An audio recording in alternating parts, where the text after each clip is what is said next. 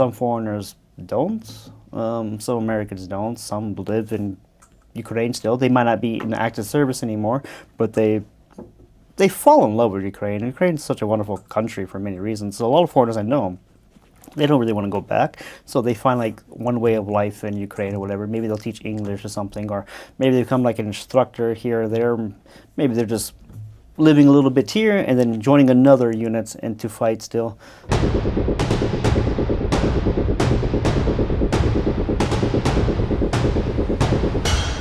Hello, I'm Daria Onishenko and we are watching Time of Readiness. Our YouTube channel is keeping telling stories about human resource readiness. Now it's the 5th year of the full-scale Russian invasion into Ukraine.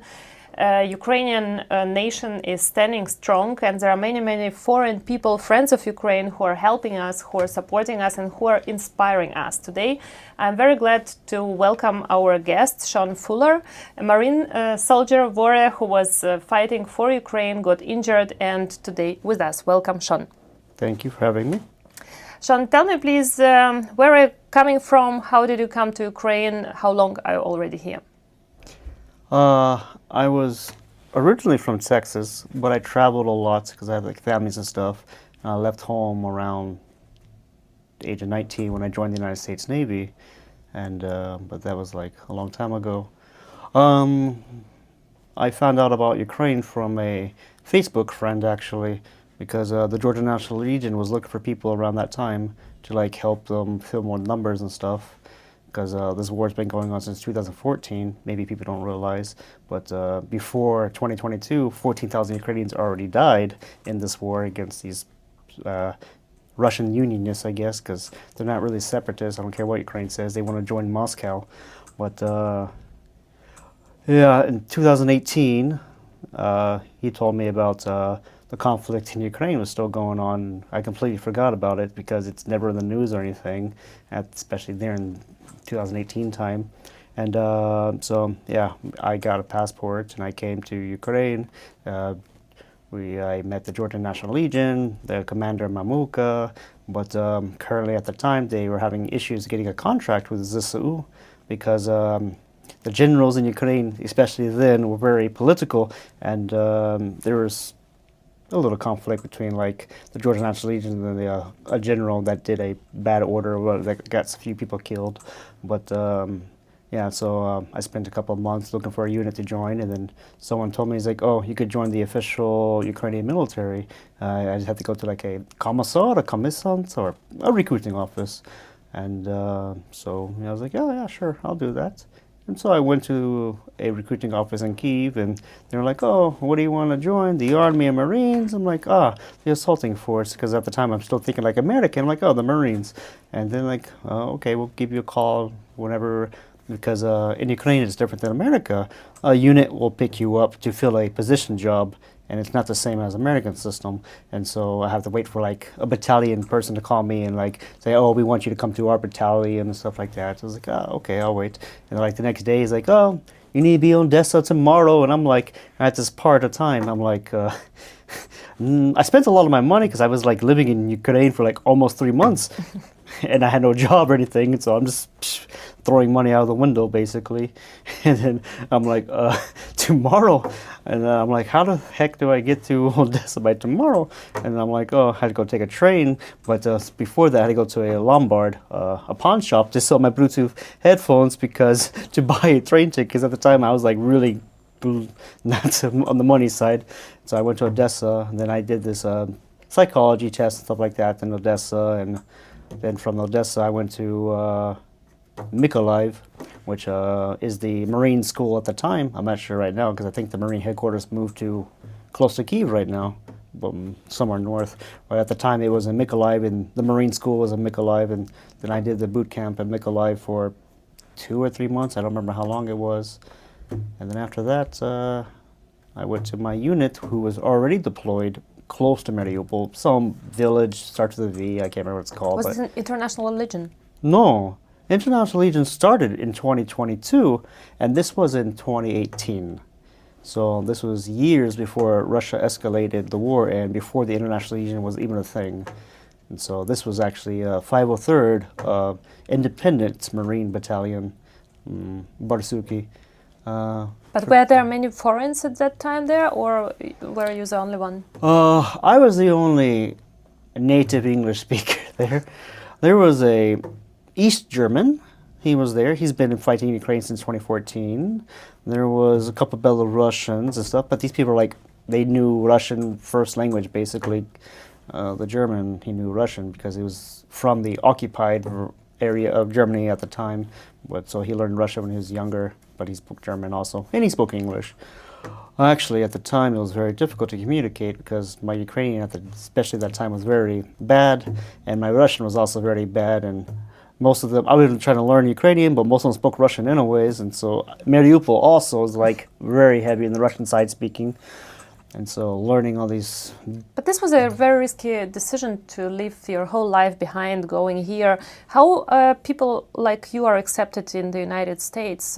Did you get some understanding from your friends, family, or was it personally your decision and you went alone without any support? I didn't even tell my family until I was already in Ukraine because I didn't want them to like try to stop me somehow.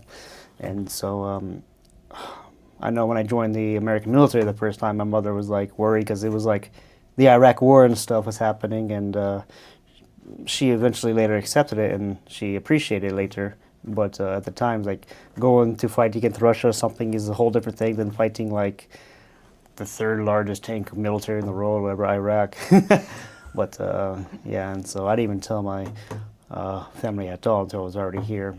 It's just my life, basically, and I choose how to live it. My mother understands that mostly, and she's like, it's his life, it's his choices. My family is very, like, classic Americanism, I guess. We're very independent and, like, very free in the way we think. Not compared to, like, a lot of modern Americanisms, or especially Europeanism is very, don't understand this mindset at all. Maybe the Scandinavians, but they're also, like, close communities and stuff. But so yeah, my mother. Tell me about your injury. What happened to you? When did you get wounded? I got wounded multiple times. This is not even my first, not even my second, and technically not even my third injury. My first injury was actually in 2018. But it was very minor. It was like RPG in a blindage, bunker, what do you say in English? Dugouts, I guess, technically. I say bunker, but dugouts. You dig, you put wood on top, and you sleep there or cook there. Blindage, yeah. Oh, blindage по украински мова, да. But in English, it's like a dugout, but it's a bunker, in my opinion.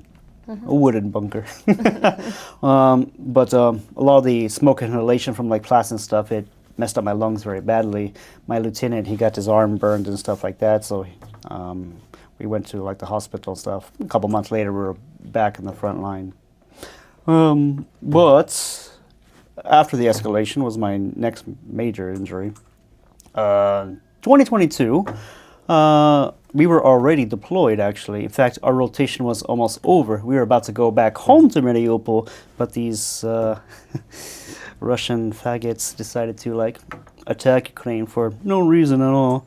But so I was not going back home. They're like, okay, we are here. The Russians are 100 meters away from here, right here. And so we were like defending our little line and stuff like that. But where was it? This was close to New York in Donbass Oblast. There's this village town called New York, and Horlivka is not far and stuff like that. So it's close to Horlivka, close to Eleanor.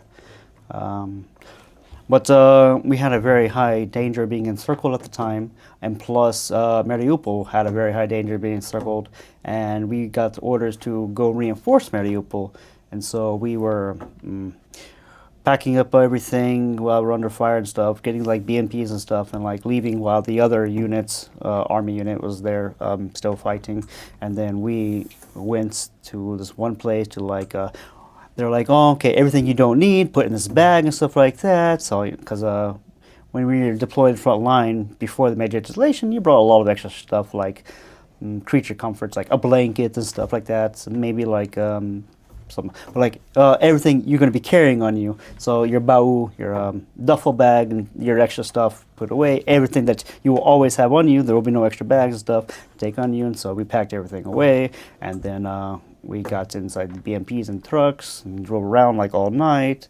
And eventually, like there's this. After a few lines of contact being deployed to like support other people, we eventually made it to Krasny na Polina, beautiful fields. It translates to. It isn't far from Mariupol, but we pretty much got bogged down there. It's just like we're like, okay, the Russians are going to be coming this way very soon, so we need to like prepare here, keep watch, and like this is our line right here. But we didn't have any shovels or anything with us really, except for like one, and so we weren't able to really dig in. But we were like taking all this garbage and stuff we could find, try to make like fortifications kind of for like protection. And at this time, remember, this is in February. In the top of this hill or in these fields, it's snowing and stuff, and we couldn't have fires because it would give away our positions and stuff. And so I actually thought I was going to die of hypothermia because it was so goddamn cold. But eventually, though, the Russians actually assaulted our position. We were like, I got a call, and so we got out of this. We were like in this basements where we actually finally had a borzhorka oven stove, and then so we got to this line where my squad got here on this hill, and they were like, okay, they're actually coming from here. And so we were looking for this way, which we were preparing for, but they were actually coming from over this other hill. And so 7 tanks ran in my position and stuff like that, and a guy was shooting all the SPHs. And they're like, Sean, we need more SPHs, go get some more SPHs. And so I ran. I was kind of disappointed because I'm like with my Orpaka, and I'm like fucking finally fighting, and I'm like, killing Russians. I was happy. But they're like, oh, we need more SPHs because there are rockets to fight tanks, and it's a lot of tanks coming at us. And so me and one guy, we went to the truck, and we got the SPHs, and then we started leaving this wall area, and like a couple of feet in front of me, there was like this little, not a hill, it's like a mound. And it took a tank shell hit it. So me and him, we got on the ground, and another tank shell hit this wall beside us, and shrapnel, it went inside his side, and he took off running. And then, but mine, it hit my fucking leg on my ass, and it was like 3 centimeters wide shrapnel, whatever. And I was like, fuck, I can't walk. Everything started slowing down like you see in video games, which is pretty crazy. And then I was like, I mean, if I stay here, I'm going to die. I need to go figure out where to go cover. So I got up and turned around to where the truck used to be, but the truck wasn't there anymore. And then I saw this head pop out of the ground, where like you fix cars, like underground. I didn't even know it was there. It's made of concrete, and I'm like, that's a perfect spot for cover. And so I walked down there, I fell down the stairs, and yeah, there was a couple of service members. I didn't know who they were. They weren't from my battalion, from some other units. But yeah, they were like hiding down there because we were just getting bombed. And so I gave them my, I can't remember what it's called, hemostatic gauge to stop bleeding, but they didn't understand or whatever, and so they just went through my pack, and they used my burn American, because a lot of my stuff was in English, and in Ukraine it's probably not the best idea sometimes, and so they used the wrong equipment. They used my burn kit for my, but it worked at least, because I'm still alive, and I have my legs. But so they helped me get to walk back a little bit, too, because they called like the evacuation for me, and a bunch of other people actually, and like they commandeered someone's vehicle, van, I don't know. And so I got inside this back of this van or whatever and took off. And like 2 minutes after I left, apparently my entire unit was actually encircled, and most of them to this day are still prisoners of war, including like my favorite officer and stuff. And so yeah, we lost that position, and eventually they took over Mariupol. But I guess technically I was a little bit lucky because I wasn't encircled at all. But I made it to like Pokrovsk Hospital or something, and he saw these people like. How were you registered at that moment, at the beginning of the full-scale invasion, as a Ukrainian soldier? What status did you have? I've had a official ZSU contract since 2018 in 503rd Marine Battalion. So I was officially in the armed forces of Ukraine since 2018. So at this time I was fighting under Ukraine's flag, and as technically under all protections of Ukrainian. And the start took place 2022, right? Yes, So since then, you're still under the contract, as you told me today before. Yes, I'm still under contract. It is unpaid right now, though, because I've been like in treatment and stuff like that, and I have to do all this extra stuff. But it's unpaid contract, so I don't receive a salary or anything. You posted a story that your whole documents have been burned, and yes. Was it at that same day? No, When it was did it happen? before that actually. But yeah, I lost my American passport and a few of my other documents. But I'm not able to get a new American passport because at the time when I went to Ukraine, America wouldn't give me a new passport because I tried to go to the embassy and stuff like that, and they're like, there's a warrant for my arrest now in America because I broke probation, I guess, when I came to Ukraine. So I wasn't supposed to leave America when I did to go help Ukraine, but I did it anyways because to me it was like the right thing to do. And I was also probably going through like a depression because after the American military, whatever, it was probably like a midlife crisis, I guess, also. And so I felt really let down by my own country for a bunch of different reasons I don't want to talk about. And so I felt like even betrayed by America at one point in time before I came to Ukraine. So you don't want to go back? No, I don't. To me, America is not even America anymore. It's just like some crazy state, whatever. And even the young generation, I don't know how to explain it. Do you have now a girlfriend here or family? I have, actually, not legal wife, but under the gods we're married. Ukraine doesn't legally recognize my daughter, but she is Ukrainka. But since I didn't have any documents at the time, I can't register as her father. But I have like DNA tests and everything, and I was there. So actually, you need now the documents. Yes, because if anything ever happens to me, she gets none of my benefits or anything. And why American embassy can't help you with this, or our Ministry of Defense? America's embassy can't help me because when I talk to the what are they called, ambassador or whatever, I don't know. I don't remember these political technical terms. Yeah, ambassador here. It's like Kyiv, ambassador or whatever. They said, because I paid like $200 to get a new passport and stuff like that, but then when I went there and came back, they gave me some paper and says we can't give you American passport or whatever, and blah blah blah. You're uneligible for American passport. You have to go back to America and do all this legal stuff or whatever. And because, like I said, when I came to Ukraine, I technically broke probation. I wasn't able to technically legally leave America, but I did it anyways. But I heard that now that they make easier the option for the foreign fighters here to get Ukrainian citizenship. It is easier. In fact, I have everything but the American passport. I have done the service way longer in Ottawa even, because right now it is just 1 year of active military combat duty, and I am way past that. I was past that like my second year in Ukraine, actually. It used to be 3 years service, and I might even pass that, actually. You don't even have to do a language test anymore, even though I maybe could pass a light language test. I'm like A1 level in Ukrainian. It's so-so. I understand a decent amount, but foreigners don't have to do this if they served in the military and stuff like that. I've been injured multiple times, and I have a couple of medals, but they're not like very important medals, but they give you like some points still. And I have like everything done except as an American, you need an American passport for this because your military Ukrainian ID doesn't work. Your military UBD, active combat card, I don't know how to translate UBD exactly, but yeah, it's like a combat status card. Doesn't work, even though it's like Ukrainian official documents, but for some reason Ukraine wants foreign documents. I don't understand this mindset, but like, okay.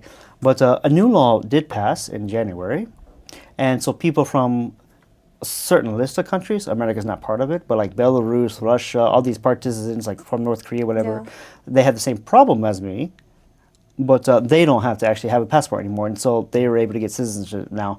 But my country wasn't listed on this list, but I think Ukraine should have said like, military ID is pretty much all you should need, really, because I have a copy of American passport, but it's useless. Official copies, it blows my mind, the bureaucracy in Ukraine, Do actually. you know other American soldiers who have similar problems? My problem's a little bit unique as an American, probably, and most Americans I know have their American passport still. I do know some people had problems getting Ukrainian citizenship for a while. One guy, Aiden Aslan, I knew him personally, and he had a problem. And he was a prisoner of war in Azovstal, and he actually was one of the exchange Britons. But he had long. I think he finally got there like last year, but I don't know 100% sure. So it took him forever to even get a Ukrainian citizenship system, and he was like a prisoner of war from Mariupol, and he had a passport. But yeah, he was from Britain. Do many Americans go back after fighting? I know most foreigners, Americans or not Americans, they fight for a while, then they take like vacation and go back, and then they come back and they like rotate in and out. Some foreigners don't, some Americans don't, some live in Ukraine still. They might not be in active service anymore, but they fall in love with Ukraine. Ukraine is such a wonderful country for many reasons. So a lot of foreigners I know, they don't really want to go back, so they find like one way of life in Ukraine or whatever. Maybe they'll teach English or something, or maybe they become like an instructor here or there. Maybe they're just living a little bit here and then joining another unit and to fight still, because always fighting, always fighting, always fighting. It is a big toll, and Ukraine is. I don't want to insult Ukrainians, but I want them to understand where I'm about to come from. Ukrainian military isn't the best. The officers and strategy and stuff, there's a lot of good units, but they're not the best. And so a lot of these Westerners come from like highly trained special force units or whatever from like the West, and they come to Ukraine. It's not the same. GUR though is pretty nice though. But and so there's a lot of bullshit they have to deal with in Ukraine military and stuff like that, and so they need a break from the system itself because it's a lot of retarded stuff that happens. But And now being a veteran, now you're like already a few years. How long is your new arm already? I've had this arm for maybe 2 months. Maybe 2 months. Oh, it's quite It took fresh. me a couple of years to get it. How did you get it? Do you feel like support from the state, from Ukrainian state in this case, or was it Titanova, the center where we are now on volunteers? Titanova helped me a lot. They helped me find a way to get a tax number, because as a foreign, well, actually, to get government assistance, you need a tax ID. And when I came to Ukraine, as an American, they're like, you don't need this tax number, you don't need this, you have this, you don't need this other stuff, which fucked me later. But they helped me get a tax number and stuff like that. And so I was able to get government payments to pay for the arm, which was very nice, because otherwise I wouldn't have such a high-level arm at all. Did you have to wait in a queue, or how was it?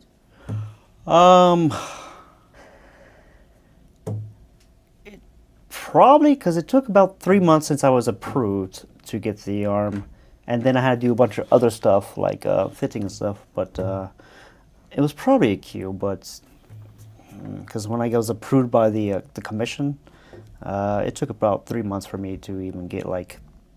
Well, at the same time, they were also like fitting my corset and stuff, because it takes a lot of time in the first place. It's not just like you go in one day and you come out the next day. So I don't know how much of a queue I was, or if it was just time-wise of like the fitting of the arm and stuff like that. But it was probably about 3 months. And then I did this paper and stuff like that. I got it and I sent it. And then I guess Titanova gets reimbursed by the states. That's what it seems like. I'm not 100% sure on this. Was it also like supported by your unit, your commander, or someone who is taking care of injured soldiers?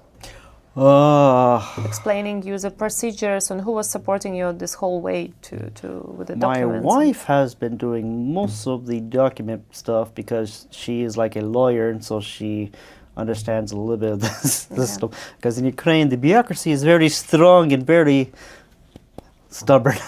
But my language skills isn't that strong at all.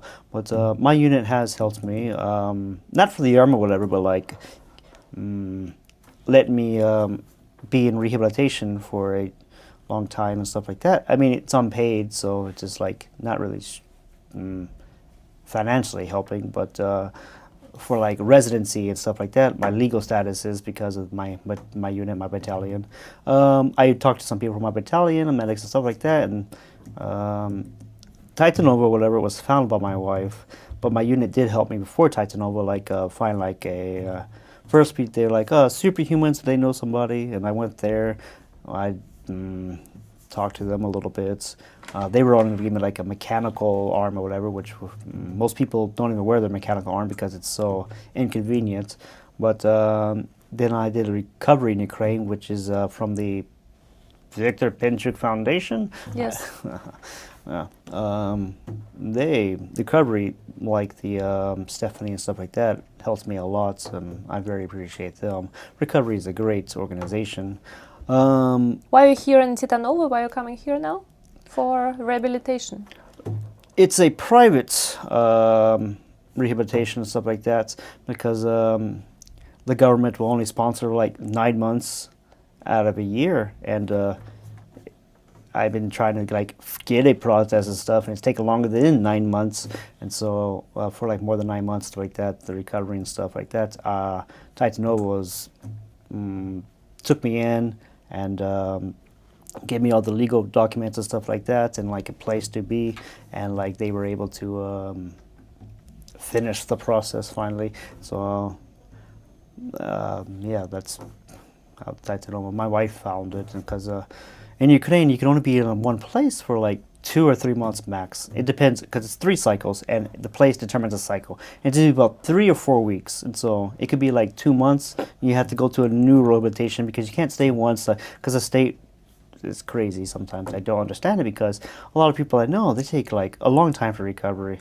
It took a couple of years for me. I'm able to use my arm and stuff like that. First it was like I couldn't do anything, and then you do all these procedures and stuff like that. You told me today, funny thing, that you need 2 batteries for this arm. Yes, I mean, it's not funny actually, because it's probably quite annoying. I don't know why this arm, especially the elbow, is so old technology that you can't even use power bank or USB-C to charge it. You have to plug it into the stupid base, which goes in the wall, which kind of sucks in Ukraine, because especially this winter, Russia has been making sure I haven't had electricity sometimes for weeks at a time.